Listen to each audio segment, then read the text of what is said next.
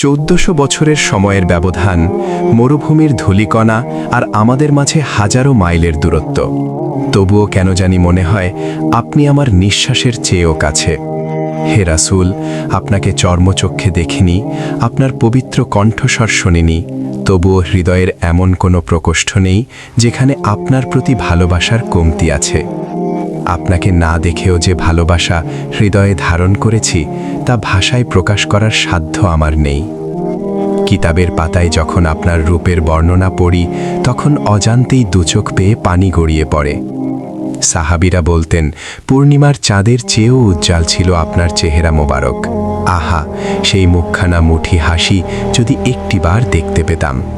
সেই হাসি দেখলে সাহাবীদের সমস্ত দুঃখ কষ্ট ধুয়ে মুছে যেত। সেই হাসিতে ছিল পৃথিবীর সমস্ত প্রশান্তি। মদিনার অলিগলিতে আপনার পায়ের ছাপ হয়তো আজ আর নেই, কিন্তু বাতাসের প্রতিটি কণায় যেন আপনার গায়ের জামার সুবাস আজও মিশে আছে। দুচোখ বন্ধ করলেই কল্পনায় আপনাকে আঁকি। মনে মনে ভাবি, হায়, যদি আমি সেই যুগে জন্মাতাম, যদি আবু বকর বা ওমরের মতো আপনার পাশে ছায়ার মতো থাকতে পারতাম, যদি আপনার পবিত্র হাতে হাত রেখে বায়াত নিতে পারতাম। শুনেছি আপনি উম্মাতের জন্য সারা রাত কেঁদেছেন, উম্মাতি উম্মাতি বলে সিজদায় চোখের পানি ফেলেছেন। আমাদের জন্য আপনার এই কান্নার কথা মনে হলে নিজেকে বড় অপরাধী মনে হয়। আজ যখন পৃথিবীটা বড় নিঃসঙ্গ মনে হয়, যখন চারপাশের অন্যায় মন বন্ধ হয়ে আসে, তখন আপনাকে বড় প্রয়োজন অনুভব করি হে রাসূলুল্লাহ।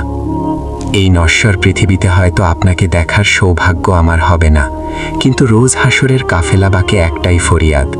রোজ হাসরের সেই ভয়াবহ দিনে যখন সবাই ইয়া নাফসি করবে, তখন যেন আপনার শাফাআতের শীতল ছায়ায় একটু ঠাঁই পাই।